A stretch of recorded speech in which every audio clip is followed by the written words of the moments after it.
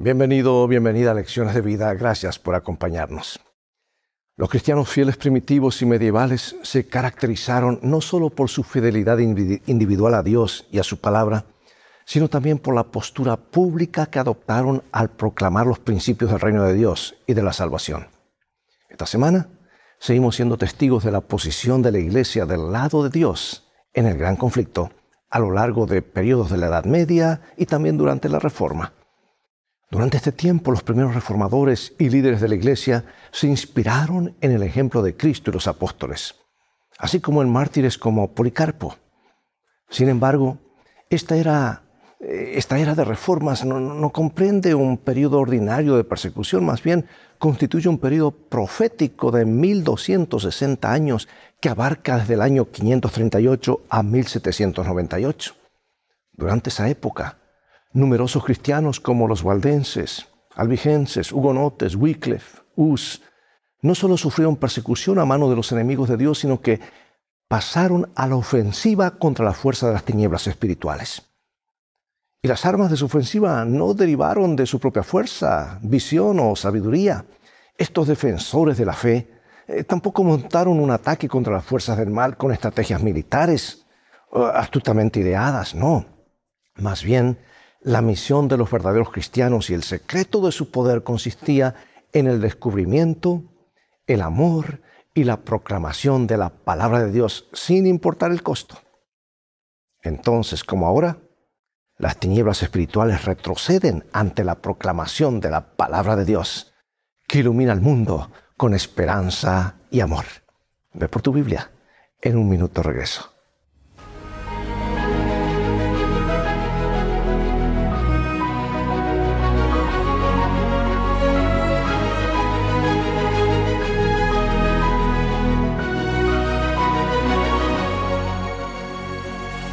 Comenzaremos con este versículo, San Juan capítulo 3. Y como Moisés levantó la serpiente en el desierto, así es necesario que el Hijo del Hombre sea levantado, para que todo aquel que en él cree no se pierda, mas tenga vida eterna. La moderna ciudad costera de Esmirna en Turquía fue en su época la ciudad bíblica de Esmirna mencionada en el Apocalipsis. Esta antigua ciudad de unos 100.000 habitantes prosperó a fines del siglo I y el siglo II. Era una ciudad pujante y extremadamente leal a Roma. Y una vez al año se ordenaba que todos los ciudadanos de Esmirna quemaran incienso a los dioses romanos. Evidentemente, en el siglo II, Esmirna tenía también una próspera comunidad cristiana y muchos no iban a acatar esa orden. Policarpo, uno de los primeros dirigentes de la iglesia, fue martirizado en la plaza pública de Esmirna, quemado en la hoguera por negarse a traicionar a su Señor, quemando incienso a los dioses romanos. Cuando se le exigió por última vez que negara a su Cristo, el anciano respondió: 86 años lo he servido y no me ha hecho ningún mal. ¿Cómo puedo hablar mal de mi Rey que me salvó? Amados, a lo largo de los siglos, hombres y mujeres han estado dispuestos a sufrir el martirio antes que renunciar a su fe en Cristo. Su sacrificio reaviva nuestro valor. La historia de su compromiso con Cristo renueva el nuestro. Bueno, esta semana, y específicamente hoy en este tema, examinaremos algunos principios bíblicos que motivaron a los valdenses y a los reformadores posteriores como Hus y Jerónimo a permanecer fieles al Señor como fuera, incluso bajo la amenaza de muerte del mismo poder que mató a Policarpo, Roma, pero ahora en su fase papal. Hablamos de la iglesia perseguida pero triunfante, ¿verdad? Tenemos en Daniel capítulo 7, versículos 23 en adelante, y en Apocalipsis 12, estas palabras. Y hablará palabras contra el Altísimo, y a los santos del Altísimo quebrantará, y pensará en cambiar los tiempos y la ley. Y serán entregados en su mano hasta tiempo y tiempos y medio tiempo. Y la mujer huyó al desierto, donde tiene lugar preparado por Dios para que allí la sustenten por 1260 días. Y se le dieron a la mujer las 2 alas de la gran águila para que volase de delante de la serpiente al desierto, a su lugar, donde es sustentada por un tiempo y tiempos y la mitad de un tiempo. Bueno, pregunto, ¿a qué periodos proféticos se refieren estos pasajes? Al mismo mencionado en las Escrituras 7 veces, como los 1260 años, cuando el pueblo de Dios permanece fiel a Él, pues trajo la ira, el enojo de Satanás. Satanás se enfureció y en este periodo descargó toda su artillería contra el pueblo de Dios. Y cuando eso ocurre, viene por la persecución. ¿Sabes que el profeta Daniel describió un tiempo todavía futuro para él, cuando la iglesia medieval combatiría y quebrantaría al pueblo de Dios? Y el profeta Juan describió este mismo periodo como una época en la que la iglesia de Dios se vio obligada a huir al desierto, donde sería sustentada por un tiempo, tiempos y medio tiempo. Y Apocalipsis 12:6 añade, la mujer, o sea la iglesia, huyó al desierto a un lugar preparado por Dios. El pueblo de Dios fue sustentado en el desierto. Su palabra los fortaleció y los sostuvo, mientras el gran conflicto hacía estragos durante ese largo y oscuro periodo de dominación papal. Dios tenía un lugar preparado para su pueblo. En los mayores desafíos de la vida, Dios siempre prepara un lugar para sus fieles seguidores, no lo dudes. Durante los momentos de mayor prueba, su pueblo ha encontrado refugio en su amor y en su cuidado. Ahora notemos este periodo clave. Los 1260 días y un tiempo, tiempos y medio de tiempo de Apocalipsis 12, 6 y 14 se refieren al mismo periodo. 3 años y medio, o sea, 3 multiplicado por 300 días, 360 días al año es igual 1260 días. Ahora, la profecía bíblica a menudo está escrita en símbolos. En las porciones proféticas de Daniel y Apocalipsis, un día profético equivale a un año literal. Y encontramos este principio día por año en Números 14 y Ezequiel 4. El principio de día por año no se basa solo en estos dos textos, sino en un amplio fundamento bíblico. El doctor William Shea, cronólogo y erudito del Antiguo Testamento, da 23 líneas de evidencia bíblica a lo largo del Antiguo Testamento para este principio. Los intérpretes de la Biblia lo han utilizado a lo largo de los siglos. Los visigodos, vándalos y ostrogodos eran tribus que creían doctrinas diferentes a la enseñanza oficial de Roma. Ahora, mira, los 1260 días comenzaron cuando la última de estas tribus bárbaras, los ostrogodos, fueron expulsados de Roma en el año 538 después de Cristo. Ahora, ¿por qué esto es importante? Escucha, voy a hacer este paréntesis. A veces nos confundimos con fecha y pensamos que esto es intrascendente, pero si no tenemos el marco histórico de lo que ocurrió todo eso, aún el plan de salvación no lo vamos a poder comprender. Porque aquí Jesús menciona esto con un propósito. Este periodo de oscuridad espiritual continuó hasta 1798, cuando el general Berthier de Napoleón expulsó al Papa de Roma. Innumerables cristianos fueron martirizados durante este largo periodo por obedecer la palabra de Dios. Y hasta en la muerte triunfaron. En Cristo fueron libres de culpa y del dominio del pecado al vencer por la sangre del Cordero. La victoria de Cristo sobre Satanás en la cruz fue la victoria de ellos. Aunque murieron, su muerte es solo un descanso hasta el regreso de Cristo. El cumplimiento de las profecías bíblicas, pregunto, ¿cómo ha fortalecido tu fe? ¿Lo ves como fechas nada más? ¿O lo ves como un cronograma a través del cual se lleva a cabo el plan de salvación?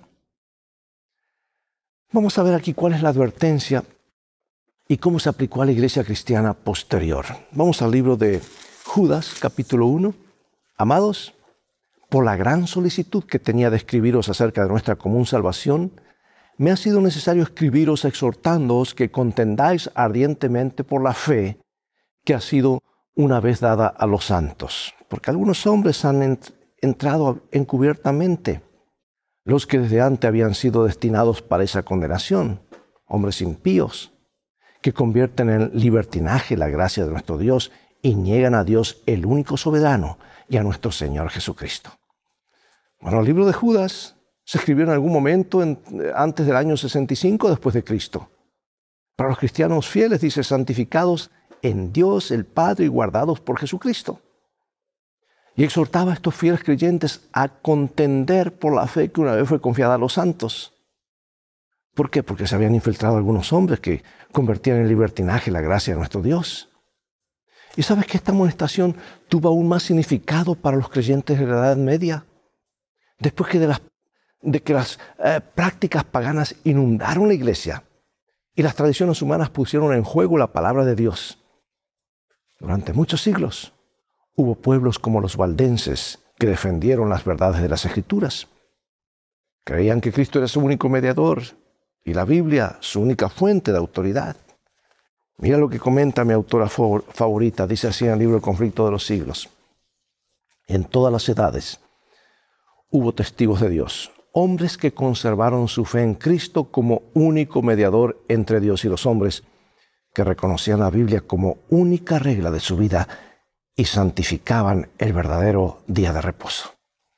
Bueno, y aquí va una promesa de Dios para ellos. Apocalipsis capítulo 2, versículo 10. No temas en nada lo que vas a padecer. He aquí, el diablo echará a algunos de vosotros en la cárcel para que seáis probados, y tendréis tribulación por 10 días. Sé fiel hasta la muerte, y yo te daré la corona de la vida. ¿Sabes que estas palabras fueron escritas a la iglesia de Esmirna? Uno de los dioses patronos de la ciudad era Dionisio, el dios de la fiesta y la fertilidad. Y cuando morían los sacerdotes de Dionisio, en el cortejo fúnebre se les colocaba una corona sobre la cabeza. Y Juan contrasta esta corona terrenal que se colocaba en la cabeza al morir con la corona de la vida que se coloca en la cabeza de los que vencen a las fuerzas del mal. La corona de la vida se entrega a quienes soportaron pruebas, dificultades, sufrimientos y la muerte misma por amor de Cristo. La corona de la vida inspira a estos creyentes a soportar la muerte misma por causa de Cristo. La corona de vida siempre motiva a los creyentes en circunstancias difíciles. Inspiró a los valdenses en medio del dolor y la persecución. Ellos sabían que un día verían a Jesús y vivirían con Él para siempre.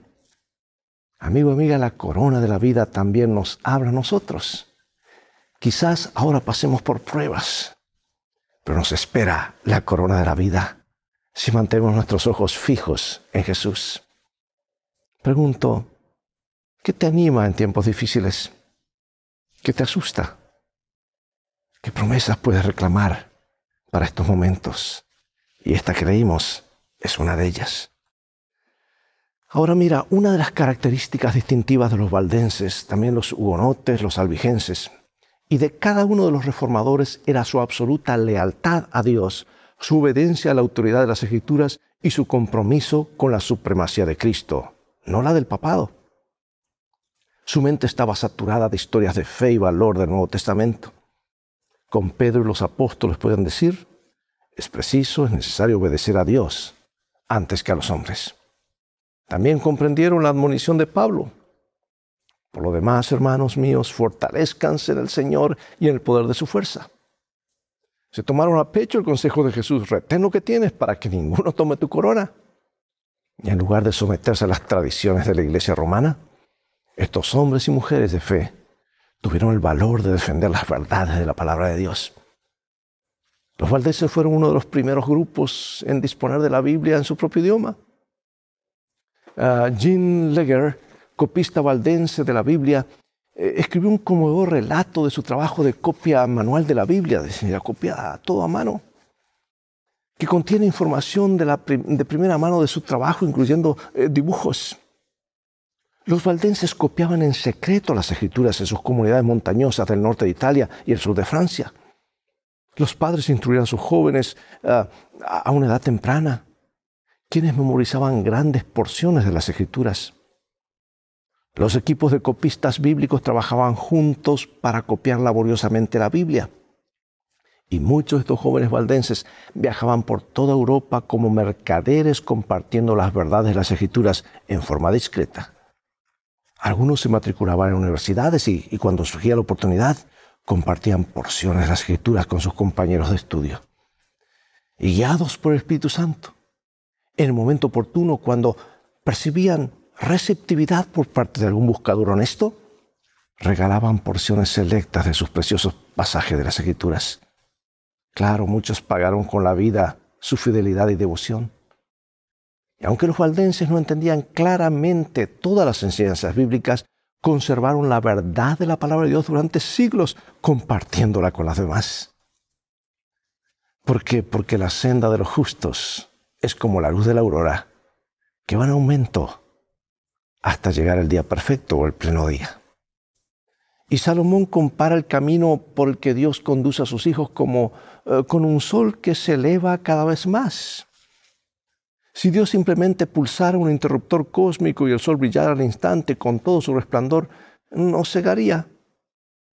Después que la oscuridad envolviera este mundo durante siglos, Dios no encendió la luz todo de una vez, sino que suscitó a hombres y mujeres comprometidos con su palabra que siguieron buscando más. Por eso, amigo, amiga, ¿cómo tú y yo podemos reflejar la luz de Cristo brillar en nuestra propia comunidad? Es una pregunta práctica, ¿verdad? Ellos brillaron en momentos de persecución. Tú y yo hoy no tenemos tanta persecución como ellos, pero podemos brillar como ellos lo hicieron. Cada uno de los reformadores se regocijaba en la palabra de Dios, se alegraban en hacer la voluntad de Dios, se alegraban en poder amar a los demás, amar a la ley de Dios. Y una de las verdades fundamentales más significativas de la Reforma fue el gozo que producía el estudio de las Escrituras. El estudio de la Biblia no era una tarea laboriosa, no era un ejercicio legalista, no era un requisito rígido, sino un deleite. Y mientras estudiaban las Escrituras, eran transformados por el poder del Espíritu Santo. Escribe mi autora favorita: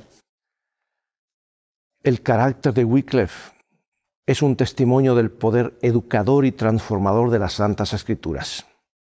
A la Biblia debió él todo lo que fue. El esfuerzo hecho para comprender las grandes verdades de la revelación imparte lozanía y vigor a todas las facultades. Expande la mente, aguza las percepciones y madura el juicio. El estudio de la Biblia ennoblecerá como ningún otro estudio el pensamiento, los sentimientos y las aspiraciones. Da constancia en los propósitos, paciencia, valor y perseverancia. Refina el carácter y santifica el alma.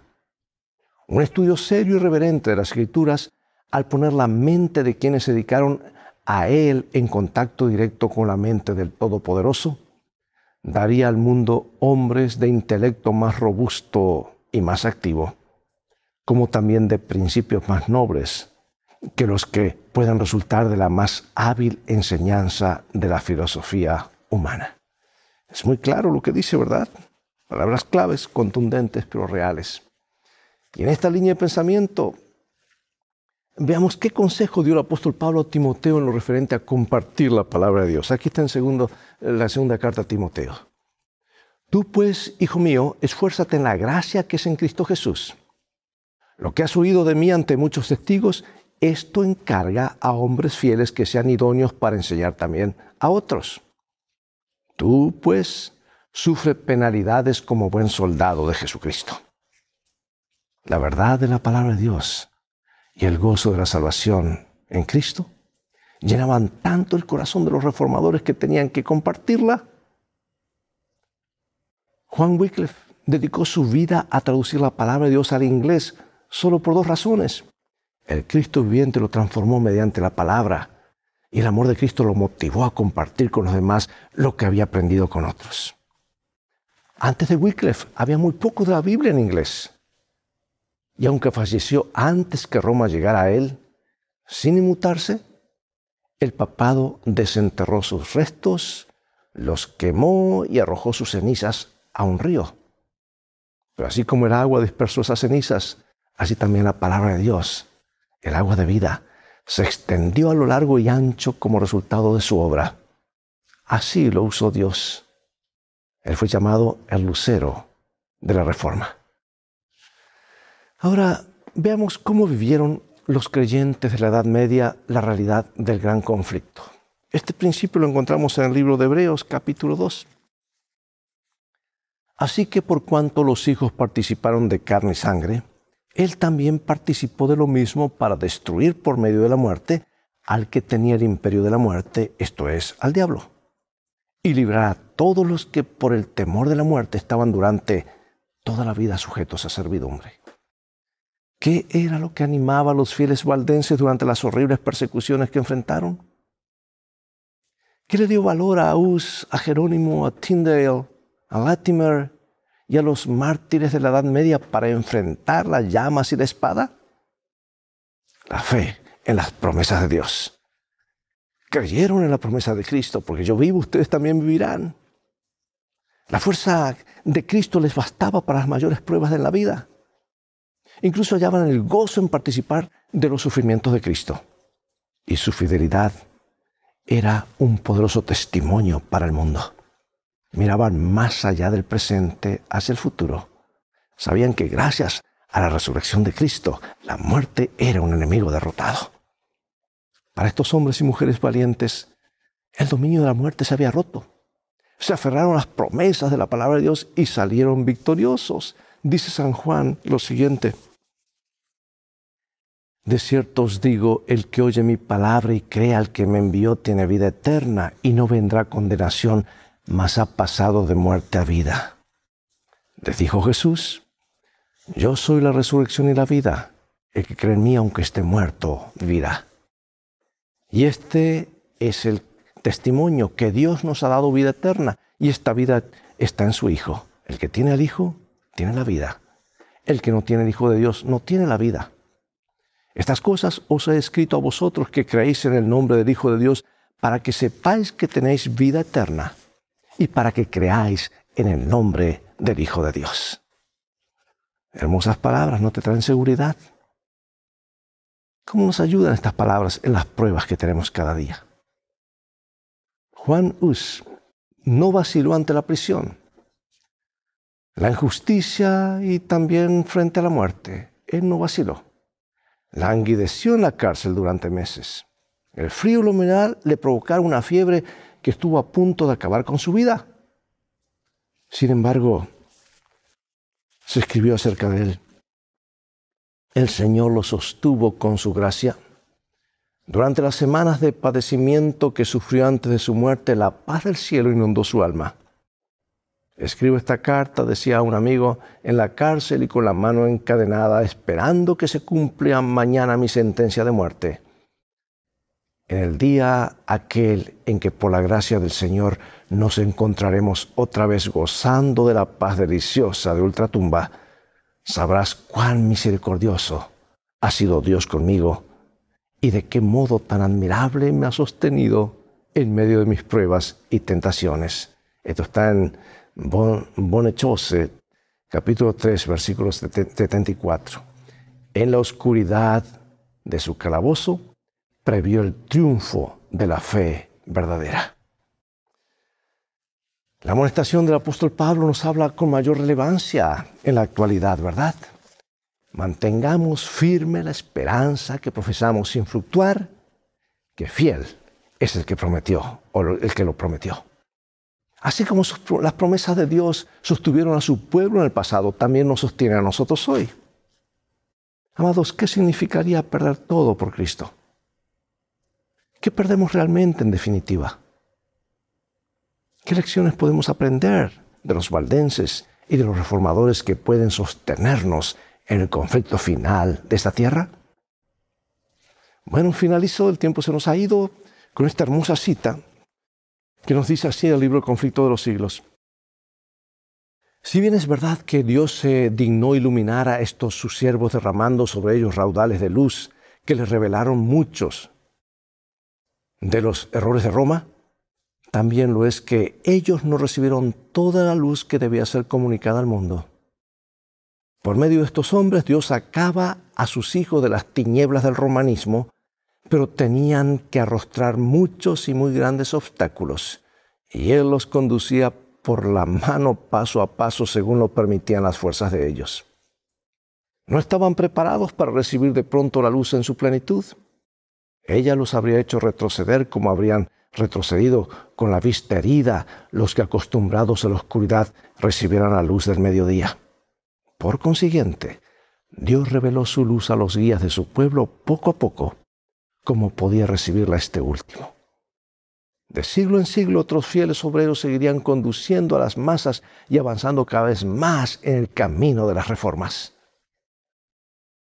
En otra carta que escribió a un sacerdote que se había convertido al Evangelio, Hus habló con profunda humildad de sus propios errores, acusándose de haber sido afecto a llevar hermosos trajes y de haber perdido mucho tiempo en cosas frívolas.